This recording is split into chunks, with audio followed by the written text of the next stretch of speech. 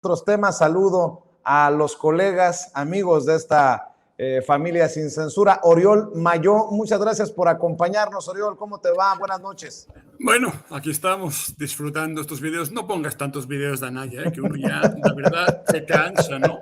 Ay, cómo habla este Perdona, hombre. Qué repelús. perdóname por echarte a perder la noche y por hacerte esperar tanto, Oriol Mayó. No pasa nada. Saludo también a nuestro amigo Miguel Martín Felipe Valencia. ¿Cómo estás, mi querido Miguel Martín? Ya estamos al aire con Miguel Martín. Pues Vicente, ¿de qué lado estás? ¿De mí te acuerdas? Y tantas otras cosas, parece que estoy oyendo a Paquita, la del barrio, no sé qué pasa ahí. Muy buenas noches a Oriol y a toda la audiencia de Sin Censura. A ver, buenas noches, querido Miguel Martín. Déjame iniciar contigo, Oriol. Dice que la verdad está de su lado. Hace un llamado a la oposición. Yo digo que se está poniendo el guarache antes de espinarse. No sé, algo me suena extraño de esta campaña, parece hasta desesperada, de Ricardo Anaya contra la reforma eléctrica del presidente Andrés Manuel López Obrador, que, entre otras cosas, corregiría muchas de las cosas que quedaron en un desbarajuste por la reforma energética de Peña Nieto.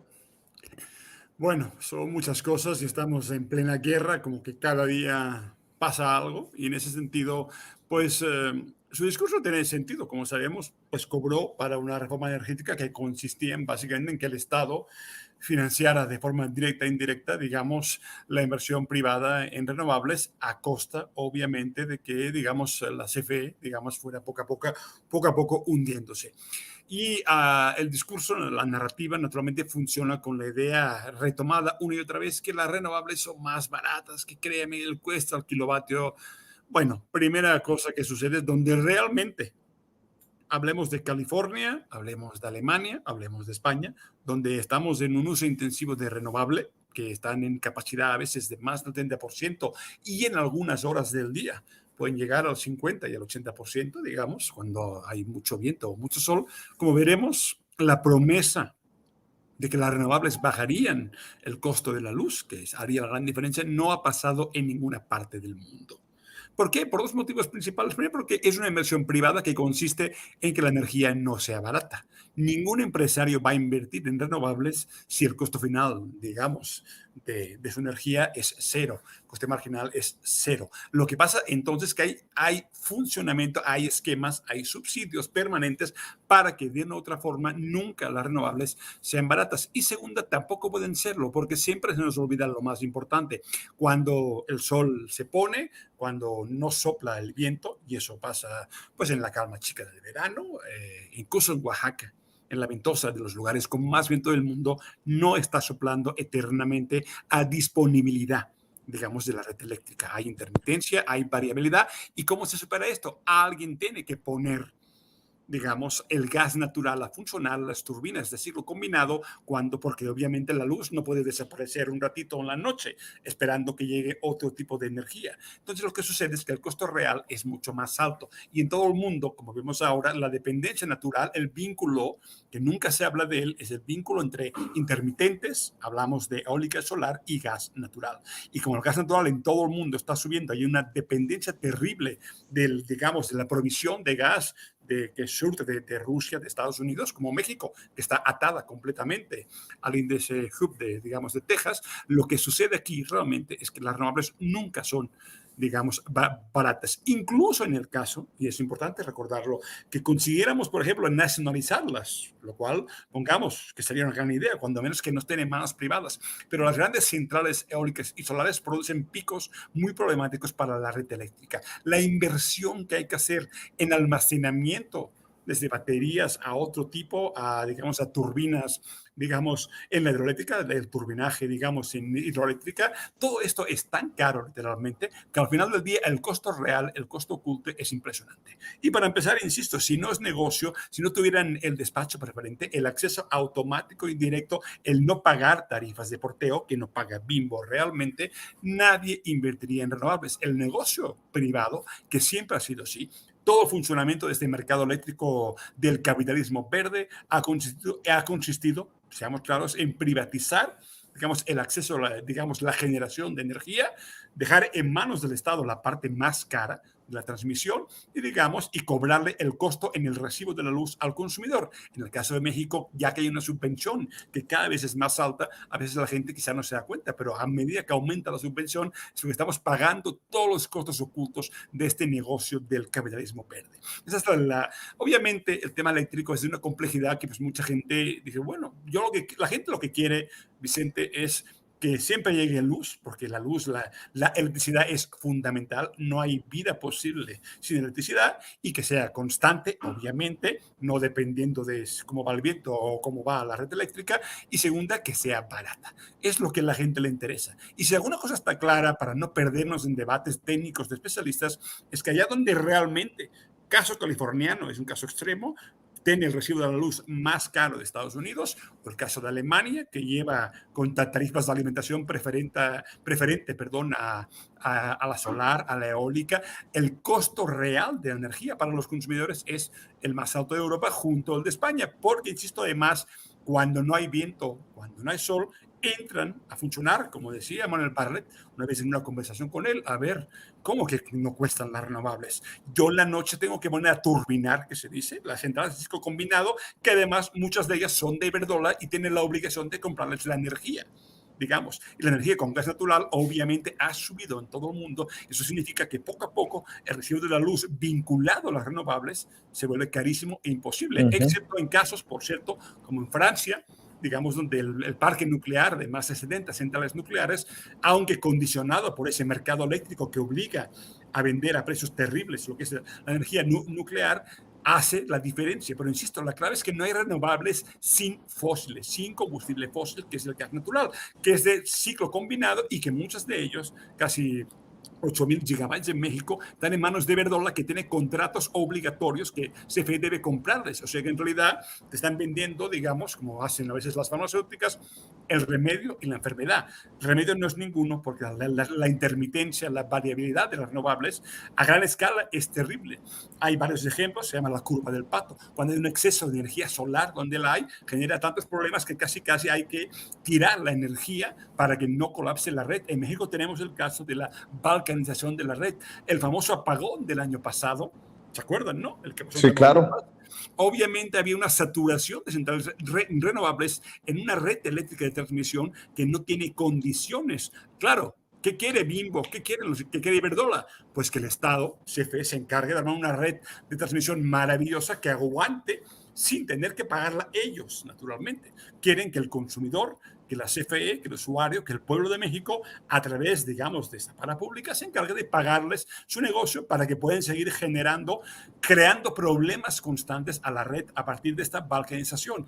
En esa línea en Tamaulipas había 25 centrales conectadas y una haciendo pruebas de Acciona, una central de San Fernando, haciendo pruebas sin avisar a la CFE, con lo cual cuando empezó aquel famoso incendio, se empezó un ciclo, porque además en la saturación que había de la red eléctrica, poco a poco se fueron cerrando todas. Duró 1 hora y media, pero realmente esos eventos de saturación de la red son muy complicados, y con este tipo de generación intermitente que llega en grandes oleadas, en picos brutales, la red no la aguanta. Entonces, claro, insisto, si vemos el cuadro general, el costo real es brutal y la seguimos pagando a privados de una forma brutal y absoluta, que acaba pasando, como el caso español, el caso alemán, o el caso californiano, que, como todo el mundo sabe, en Estados Unidos es el caso más impresionante de cómo siguen pagando e incluso con apagones. Y al final, claro, acaban generando con diésel o con carbón. En algunos casos, como Alemania. Alemania, a fin de cuentas, cuando no hay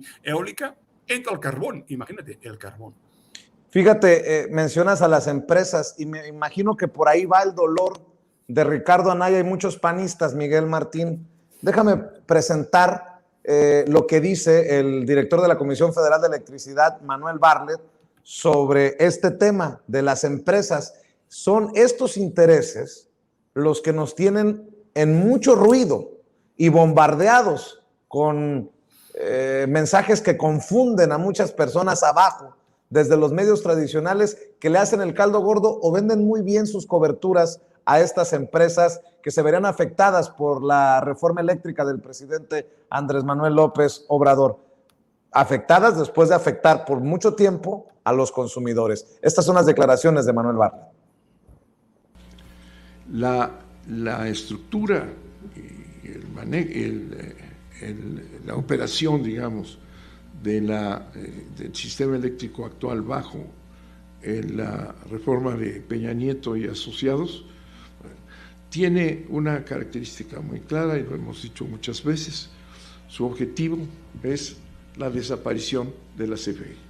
Y consideramos de entrada que no puede estar en manos de empresas particulares cuyo objetivo es distinto a lo que es un servicio público esencial. Esa sería un poco la tesis que vamos a sostener. No se trata de ninguna manera de una confrontación entre un sistema estatista y un sistema de competencia, porque el sistema que impusieron no es un sistema de competencia.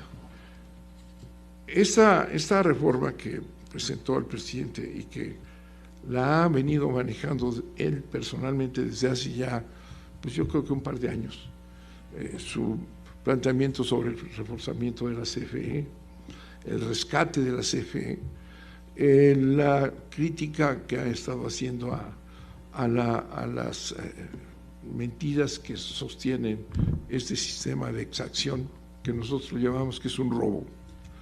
Y un robo es apoderarse de lo ajeno sin tener derecho a ello, ¿verdad? Que no les gusta a quienes están en la oposición a nuestra postura, pero que es verdad, ¿verdad?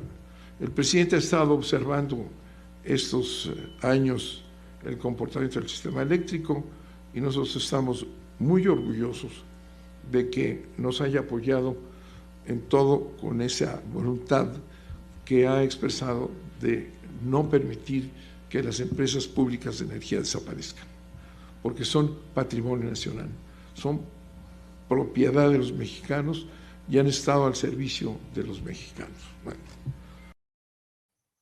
Bueno, pues ahí están las declaraciones de Manuel Bartlett. Miguel Martín, yo te pregunto a ti, ¿a quién le crees? ¿A Ricardo Anaya o a Manuel Bartlett? Bueno, fíjate que Ricardo Anaya pues tiene ahí involucrado su pues honor, ¿no? Porque él estuvo ahí como parte de todos los moches de todo este proceso para que se aprobara como dice el presidente, mal llamada reforma eléctrica. Y fíjate qué curioso, fíjate qué bonito es tener las declaraciones ahí todo grabado, como siempre dice Toño Ruiz, que el efecto Neymar, ¿no? Que te tiraste y está grabado, ¿no? Cómo en todo momento llegan a decir hay que fortalecer las instituciones. Necesitamos instituciones sólidas.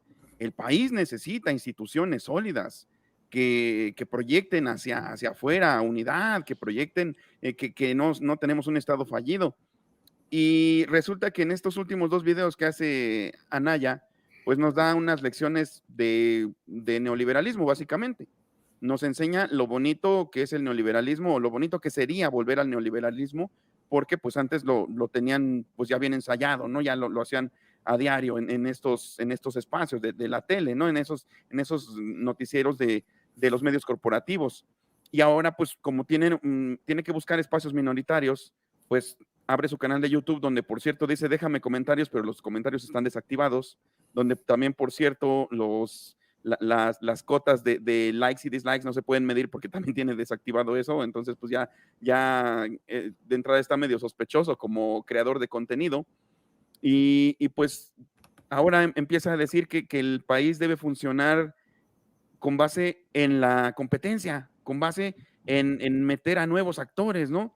Y eso es lo que básicamente pues andan pidiendo por otros lados, otras personas que son de su misma calaña, que es enflacar al gobierno. O sea, antes decían que el gobierno tenía que ser sólido, ¿no? Que todos teníamos que jalar parejo con el gobierno.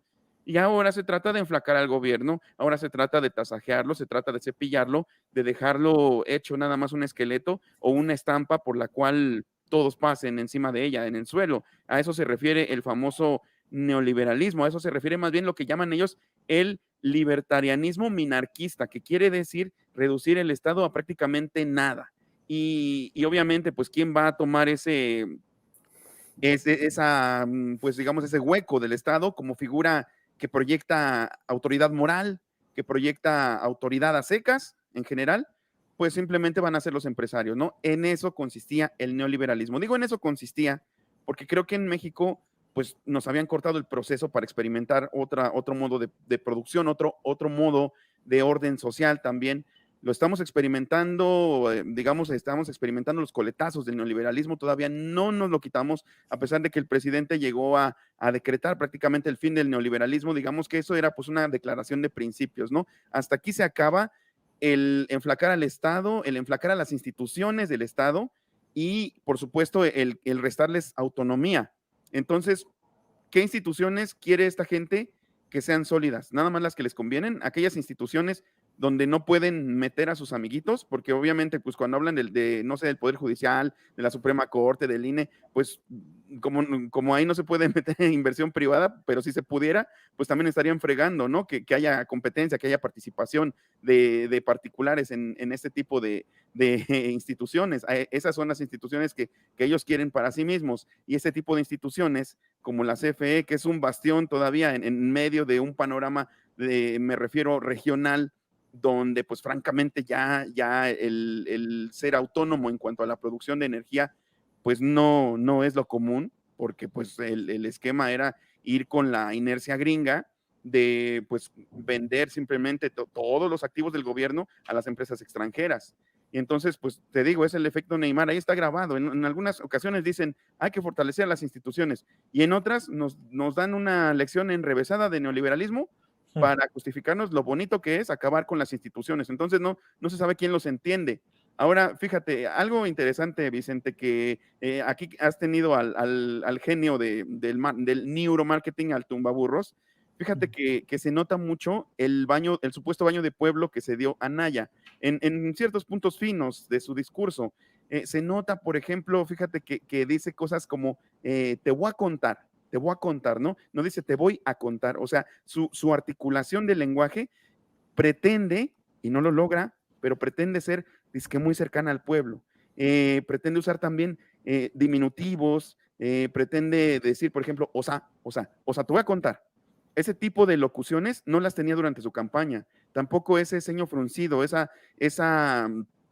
talante de enojo que lo hace parecer como una especie de luchador social, pero pues prefabricado, evidentemente, que no se la cree ni su tía Teófila. Y otra cosa importante también, si observas, te digo que este es ya más un análisis del discurso, ya le dejó de decir López al presidente, porque en cierto momento lo hacía. Ahora dice López Obrador, ¿no? Y aparte, otro punto fino también es que ahora se dirige de tú al público. Todo esto apunta a una estrategia, como te digo, de crear un falso luchador social.